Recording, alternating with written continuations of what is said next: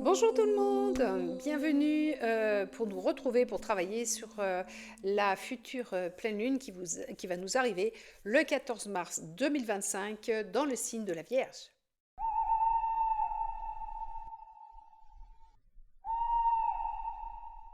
Alors, une pleine lune, comme d'habitude, on va réexpliquer ce que c'est. Une pleine lune, c'est fait pour se libérer.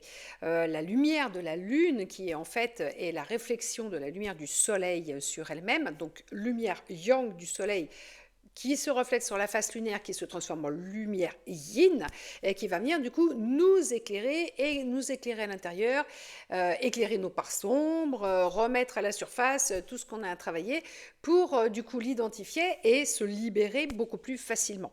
Voilà. Alors, bien sûr, une pleine lune, c'est toujours en fonction du signe dans lequel elle va se trouver, et puis du signe dans lequel on est toujours au niveau du mois. On va retrouver les signes opposés. C'est ce qui va faire la richesse de l'énergie de la pleine lune. Donc là, nous allons avoir une pleine lune en Vierge. Alors, la Vierge, c'est le signe de la rationalité.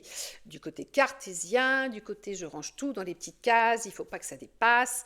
Alors, très gentiment, les psychopathes du ménage, alors c'est très très bien. Bon, on va dire la Vierge va plutôt prendre sa petite brosse à dents pour faire tous les petits joints, bien comme il faut. Et puis voilà. Donc, bon, c'est le côté amical, on va dire.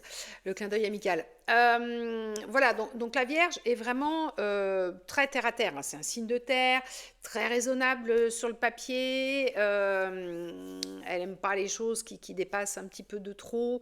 Très cartésienne, mais aussi du coup de très bons conseils, puisque elle a quand même tendance à voir bien les choses comme il faut les prendre au niveau matrice, entre guillemets, et du coup pas se fourvoyer en partant un petit peu n'importe comment, et puis éventuellement rater ses projets, voilà, rater les changements, rater tout.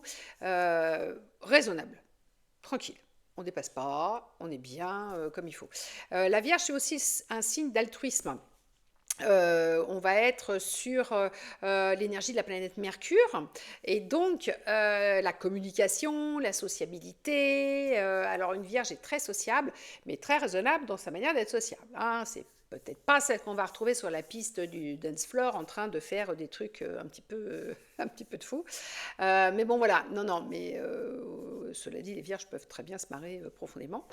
Donc, côté altruiste. Alors, le petit souci de la Vierge, c'est quand elle est un peu déséquilibrée, ce côté altruiste peut venir largement la bouffer, dans le sens où elle va vouloir aider les gens, mais vraiment de plein cœur, avec beaucoup d'amour, avec beaucoup de compassion, d'empathie. Elle va prendre à bras-le-corps le problème, effectivement, du coup, des gens, de ceux qu'elle veut aider. Elle va leur proposer des solutions, elle va les motiver, elle va être là, elle va prendre des nouvelles. Et si elle trouve que ça ne va pas assez vite ou dans le bon sens, elle peut, par contre, prendre le problème à bras-le-corps et le prendre pour elle-même. C'est-à-dire qu'en fait, elle va dire à la personne, je ne sais pas, écoute, non, dans tes démarches, là, non, c'est pas bon, ça prend trop de temps, tu fais n'importe quoi. Enfin bon, tu fais n'importe quoi gentiment. Bon, passe-moi tes papiers, je vais y aller moi-même. Voilà. Donc elle va prendre sur son temps pour régler les problèmes de quelqu'un d'autre. Voilà. On n'est plus au niveau de la Vierge déséquilibré dans le domaine du conseil. On est dans le domaine de je vais prendre à bras le corps le problème, je vais le régler par moi-même pour l'autre, bien sûr, parce qu'elle, personnellement, ça ne lui apporte rien. Pour être sûr que ça soit bien fait, correctement, et qu'il n'y ait pas de couac. Et donc, elle va mettre sa vie entre parenthèses pour régler le problème de l'autre, jusqu'à oublier sa vie quelque part pour régler le problème de l'autre. C'est-à-dire qu'elle va ruminer sur la problématique de l'autre personne en se disant « Oula, faut que je l'aide, faut que j'avance, faut que tu... » Et elle va s'oublier. Et quelque part, en fait, la Vierge, on va dire, c'est grosso modo le signe du sacrifice. Elle va sacrifier une partie de son temps, alors ça peut prendre des proportions très très grandes, une partie de sa vie. On peut dire que par exemple une maman vierge peut se sacrifier vraiment pour ses enfants et faire passer complètement ses envies personnelles, ses intérêts personnels, tout ça au second plan, arrière-plan, mais très très loin, très très loin. Et puis se rend compte qu'elle a donné tout à sa famille et qu'elle n'a pas existé au milieu de tout ça. Voilà, ça peut être le côté un peu discordant de la Vierge. Une Vierge bien équilibrée, c'est un cœur sur la main, c'est j'essaie de sauver le monde. et de faire ce que je peux et surtout effectivement du coup de bien ranger les choses, d'avoir une vie ordonnée, sans couac, sans problème, sans truc qui dépasse. Voilà. Donc on va être sur cette énergie-là au niveau de cette pleine lune, ce qui fait que bon bah voilà, va falloir un petit peu du coup demander à cette pleine lune-là la possibilité de se libérer de ce qui peut nous empêcher d'être bien dans notre vie quotidienne, hein, bien dans la matrice, parce que dans la matrice on y est, donc il y a un moment donné où il faut aussi faire de temps en temps avec les règles du jeu. Et voilà, la pleine lune sur la Vierge, c'est un bon moment pour demander à l'univers du coup de nous libérer, de nous couper de toutes les énergies qui peuvent éventuellement nous disperser un petit peu et faire que les choses matières, les choses du quotidien, les choses de la famille, les choses tout ce qui est chakra racine en fait, hein, la nourriture, le financier, la famille, le boulot, tout ça, partent un petit peu à volo et voilà, donc restabiliser les choses, pas nous claquer dans la matière pour dire voilà tu vas subir la matrice, tu vas non, mais équilibrer notre vie matérielle parce qu'il faut bien quand même à un moment donné aussi avancer avec ce qu'on nous propose au niveau de l'univers dans l'incarnation, tout en sachant très bien que ce n'est qu'un jeu. Bon, donc voilà, donc on va être là-dessus, sur cette énergie aussi de communication, de sociabilité, peut-être couper avec ce qui, dans notre environnement social, nous empêche de nous stabiliser aussi, hein. Trop d'intercommunication, trop d'interagissement avec l'environnement social peut nous faire perdre de vue aussi nos buts raisonnables, hein, puisqu'il s'agit de ça quand même. Donc peut-être nous couper des énergies parasites qui viennent un petit peu bouleverser notre esprit et nous enlever de notre un petit peu ce qu'on a à faire, quoi. Parce que même si effectivement on est sur notre mission vie, tout ça, il y a des machins qu'on a à faire quand même de manière à peu près cartésien. Voilà. Donc on va être là-dessus. Alors en opposition bien sûr complète avec nos amis les poissons, voilà, qui eux vont avoir le côté barré qui manque complètement la Vierge. Bien sûr, le côté imaginatif, le côté créatif, le côté borderline, le côté là je suis pas. De toute façon, le poisson n'a pas les pieds sur terre, hein. C'est l'opposé de la Vierge. Donc, quand on mélange la terre et l'eau, ça va très bien en autant de Vierge que de Poisson, on arrive à faire des brilles, à construire des choses. S'il y a trop d'eau émotionnelle du Poisson dans notre Vierge, on va faire partir la Vierge en sucette complet, hein. Là, la terre va se liquéfier et on va être dans un torrent de boue. Et ensuite, la boue va faire place à un océan d'émotions du Poisson. Et à contrario, si on a trop de Vierge, elle va venir nous assécher le petit bocal du Poisson. En mettant, voilà, on assèche bien des marais en mettant des tonnes et des tonnes de terre. Donc voilà, donc on fait gaffe. En fait, les opposés au niveau astrologique sont hyper complémentaires quand ils sont très équilibrés, qu'ils marchent bien main dans la main, et hyper destructeurs après, d'un autre côté, quand ça part complètement en sucette. Voilà. Et donc, du coup, la Vierge étant l'opposé du Poisson, on retrouve la pleine lune en Vierge dans le signe du Poisson. Et donc, on est sur cette énergie-là.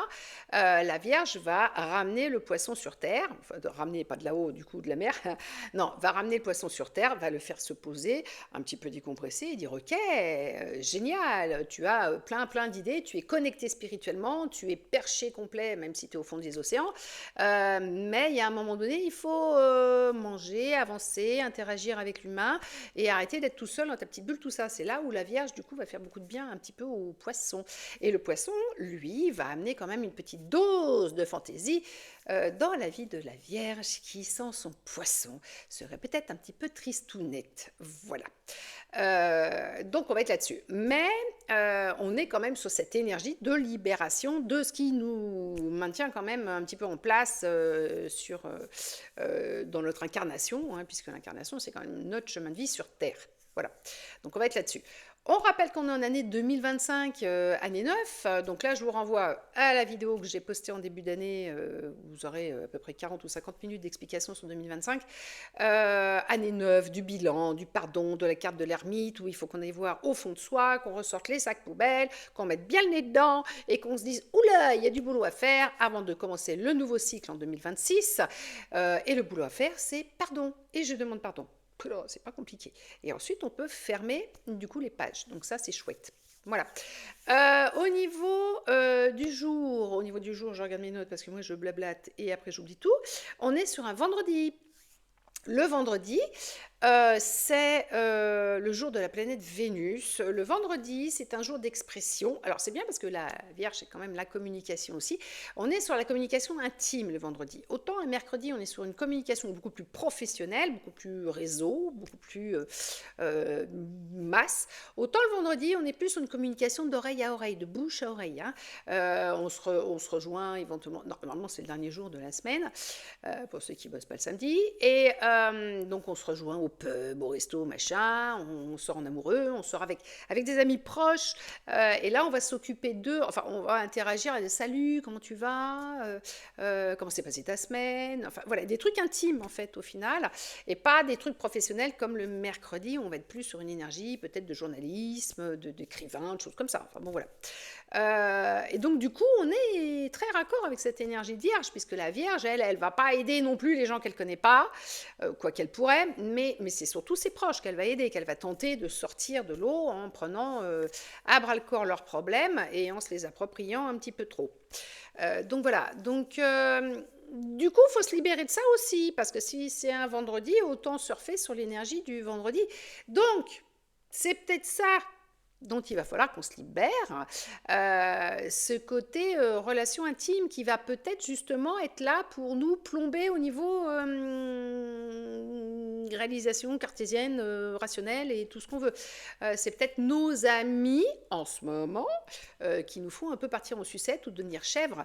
Et c'est plus ça qu'il va falloir effectivement du coup travailler notre communication avec nos amis pour nous libérer, pas de leur emprise, mais peut-être en ce moment d'une énergie un petit peu chronophage, un petit peu énergivore, un petit peu... et puis toujours dans cette énergie de dire pardon, je pardonne, tout ça, faire un petit peu le bilan de nos relations proches pour peut-être éventuellement mettre fin à certains trucs qui nous bouffent la vie et qu'on traîne depuis des années comme relation et qui nous servent strictement à rien. Voilà. Et qui justement nous plombent dans notre avancement matière. Donc on va être sur ce côté-là. Alors au niveau numérologie, si petit rappel quand même, on est sur le vendredi, c'est sur la planète Vénus.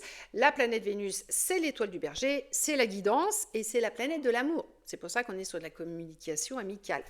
Voilà. Au niveau numérologie, donc quand on additionne tout, on tombe sur 17. Alors tout, c'est le jour, le mois et je vais vous le faire, hein, 14 mars 2025, donc le 1 plus le 4 plus le 3 de mars plus le 9 de 2025. Donc on tombe sur 17. Et 17, c'est 1 plus 7, c'est égal à 8. Ok. Donc bon, 17 en numérologie, c'est pas super intéressant. 8, par contre, c'est le chiffre de l'abondance et de la réussite de 2024. Et tout le monde se souvient bien que c'était plutôt abondance, des fois, de trucs un petit peu difficiles à supporter.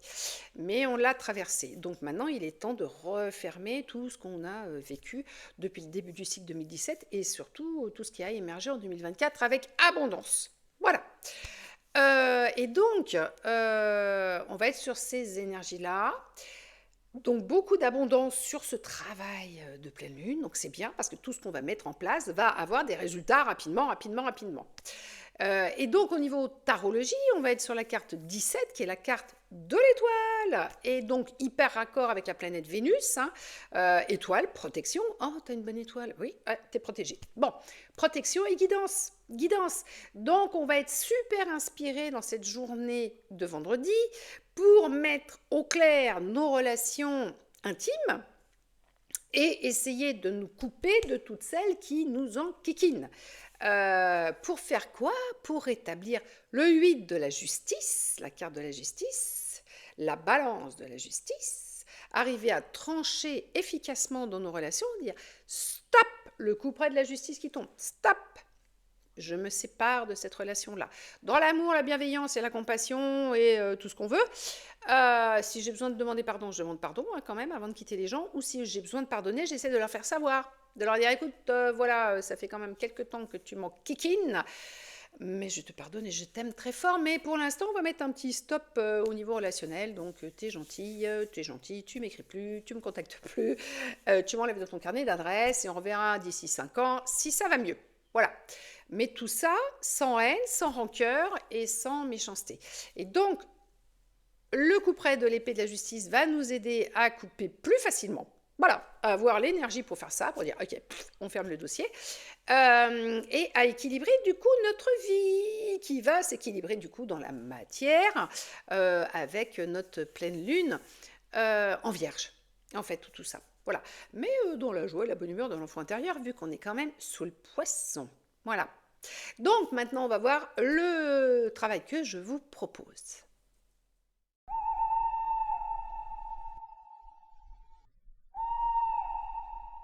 Pour le travail de cette pleine lune en vierge, vous allez vous placer dans de bonnes conditions en créant une atmosphère propice au recueillement et à l'introspection avec des bougies, de l'encens, de la musique zen, tout ce qui vous parle et qui vous apaise. Essayez de vous trouver un endroit calme et tranquille. Ne faites pas ça éventuellement dans la cuisine, sur la table, avec les enfants. Au milieu du chemin, vous ne pourrez pas élever votre vibration et le travail ne sera absolument pas porteur. Enfin, en tout cas, moins porteur.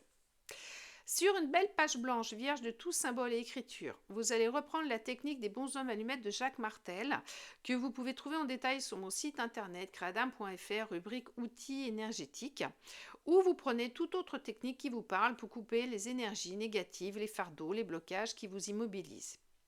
Alors, dans la technique des bonshommes allumettes, soit vous faites deux bonshommes et en dessous du bonhomme à droite, vous allez marquer la phrase, soit vous ne faites pas de bonhomme à droite, vous faites juste une grande bulle et vous marquez la phrase suivante. Toutes les chimères qui me retiennent liées aux personnes non nécessaires à ma vie. Je répète, toutes les chimères qui me retiennent liées aux personnes non nécessaires à ma vie. Une fois que vous avez fait ça, vraiment en prenant votre temps, en conscience, vous allez découper la page par le milieu pour séparer votre énergie de l'énergie de la phrase. Et pendant que vous découpez, vous allez répéter 3 fois à voix haute cette demande à l'univers pour bien imager votre intention haut et fort en disant « Je me coupe de toutes les chimères qui me retiennent liées aux personnes non nécessaires à ma vie. » Une deuxième fois, je me coupe de toutes les chimères, et une troisième fois, je me coupe de toutes les chimères, Voilà. Une fois que vous avez fini ça, vous pouvez déchirer tout le travail, le découper en petits morceaux, si vous le souhaitez, et surtout, vous veillez à brûler en conscience ce travail une fois effectué.